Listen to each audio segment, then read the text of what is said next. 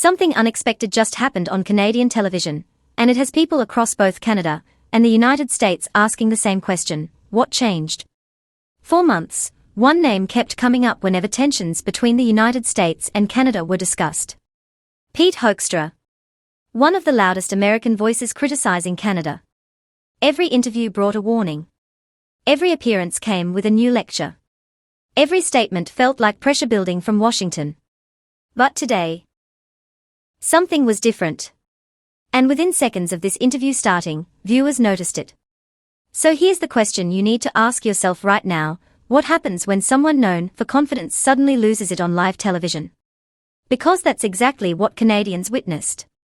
When Hoekstra appeared on Canadian TV today, this wasn't the same ambassador people had grown used to seeing. The tone had changed. The posture had changed. Even the confidence was gone. Instead of the usual aggressive delivery, viewers saw something unusual. He appeared cautious, at times defensive, and in certain moments, completely caught off guard. And then came the moment that changed everything. A Canadian host challenged him directly on Donald Trump's rhetoric toward Canada. What followed was one of the most uncomfortable exchanges we've seen from a US ambassador in a long time. By the end of it, Hoekstra looked visibly shaken. I have questioned many federal ministers about the efforts to diversify, the challenges previously, and the challenges that presents right now. But you framed the initial comment there around, taking issue with the fact that it's being described as a rupture. But you want us to refer to the comments from the president, for example, or the way in which he's described this country as simply noise. I'm presenting to you just like when you're wondering why there might be some hesitation, not to further integration or make that sales pitch in the way you describe it, that perhaps is part of it, that part of the responsibility and the onus, the burden of that lies not just with Canada, but specifically with the president who decided to take aim at your close friend and neighbor. We did not take aim at Canada. Those statements are not taking aim, with all due respect, Ambassador. The taking aim, take a look at your economic, we put tariffs on every country in the world.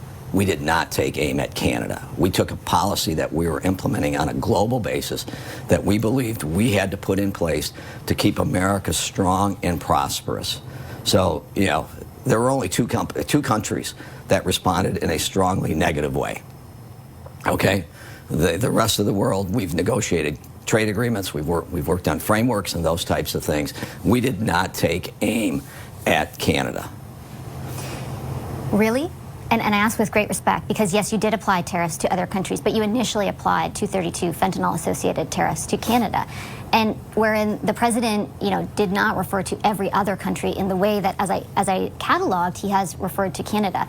I understand that you're upset with the response that Canada made. I'm not upset. It doesn't bother me. Okay, you don't view the response from Canada positively. But from where I sit, it seems like you're frustrated with the idea that when Canada got punched, they didn't just lay there. That, Canada can have whatever response it wants, okay? We are willing to do business with Canada. The president has made that clear. He embraced the agreement back in October for 5 huge sectors of this economy, saying we were willing to invest, we were willing to cooperate and create a framework that we thought would be good for America and we thought would be good for Canada, and that we would then take that and expand it to other sectors of a total agreement. Now think about that for a second. Why would someone who has spent months confidently defending US policy suddenly struggle under pressure? That's where this story gets even more interesting. One of the first things that stood out during this interview was the dramatic shift in tone. This wasn't the same figure who had previously appeared eager to defend every statement coming from Washington. Whether it was tariffs, trade disputes, or criticism of Canadian policies.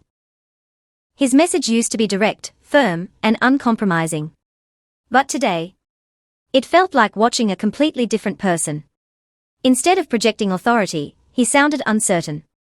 Instead of making demands, he deferred repeatedly to Donald Trump. And instead of criticizing Canada, he spent much of the time explaining why negotiations had stalled. That alone raised eyebrows. Because here's the bigger question: why the sudden shift? As the interview continued, the host began pressing harder.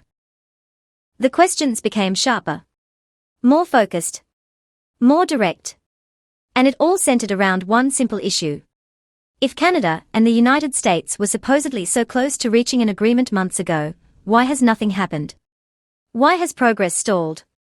And this is where things started to unravel. Again and again, Hoekstra struggled to give a clear answer. At times, he admitted he didn't know the details of discussions happening at the highest levels. Other times, he returned to familiar talking points, suggesting Canada needed to make a better offer. But here's the problem. The host wasn't letting it go. Every answer led to another question. Every explanation exposed another contradiction. And with each passing moment, the pressure kept building. Like, how would you describe the status of talks between Canada and the United States right now? I think, like we started off with, we're not at a point where we believe that we're close to even announcing a framework or an interim agreement. I think the next discussion, again, has to be a discussion between potentially the president and the prime minister in terms of where we're headed. Or you'll see the president come out, and you could see the prime minister come out and just make a statement as to this is where we see it going, and this is the direction that I've given to my team. So if 7 months ago the possibility, like the 10,000-foot view of what is possible was possible, why is it not possible to arrive at a similar 10,000-foot point of view right now? I don't think, on a Canadian part, I don't think folks recognize the impact of what happened in October and November. The president and the prime minister, I think they really believe leaving on October 7th. We've got a framework for an agreement here. We just need our teams to go back and fill it out a little bit. And that was the perception, that we were well on our way to making that happen. I think the prime minister has even said that it was very, very close to having an agreement. And then, poof, it's all gone. And, so that, I think, raises lots of questions about, how do we get back there? A lot of us, people were speculating, well, when do the talks get back on track? They'll get back on track after a month. We'll get over it. I thought it would take a little bit longer. I said, you'll go into the first quarter of 26, and I could see it happening. In reality, they've never gotten back on track the same way that we've had progress with the Mexicans on getting to an agreement. Now ask yourself this: what happens when someone runs out of answers on live television? That's exactly where this interview was heading. And then came the turning point. The moment everyone is now talking about. The host challenged Hoekstra on one of his repeated claims that the United States had not taken aim at Canada. But Canadians remember things differently. They remember the tariffs. They remember the fentanyl accusations.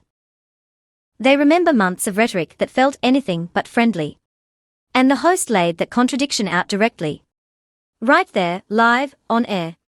Suddenly, Hoekstra found himself defending something that didn't seem to hold up. His response. He argued that the United States wasn't targeting Canada specifically, that tariffs were applied globally. But the pushback came immediately. Canada was treated differently. Canada was singled out repeatedly. And Trump's language toward Canada didn't sound like how he spoke about most allies. And at that moment, everything shifted. Because for the first time, it looked like the argument wasn't landing. And you could see it. The discomfort. The hesitation. The uncertainty. So here's the bigger story behind all of this. For months, many believed Canada would eventually fold under pressure from the United States. But that didn't happen.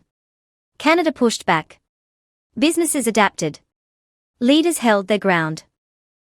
And perhaps most importantly, Canadians themselves stopped reacting the way many expected. They stopped being intimidated. They stopped taking every warning at face value. And that may explain everything we saw in this interview. Because if pressure stops working, what happens next? You change the strategy. And today's interview may have been the clearest sign yet that Washington knows it. But this isn't just about one interview. This is about something much bigger. Something deeper. Something that could reshape how these two countries interact moving forward. For years, American officials could assume their words would dominate Canadian political conversation. But today, That assumption is being challenged. Canadians are asking tougher questions. They are becoming more independent in their thinking.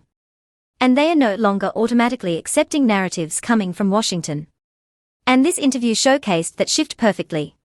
A Canadian journalist didn't hold back. Didn't soften the questions. Didn't let the ambassador redirect the conversation. Instead, they pushed.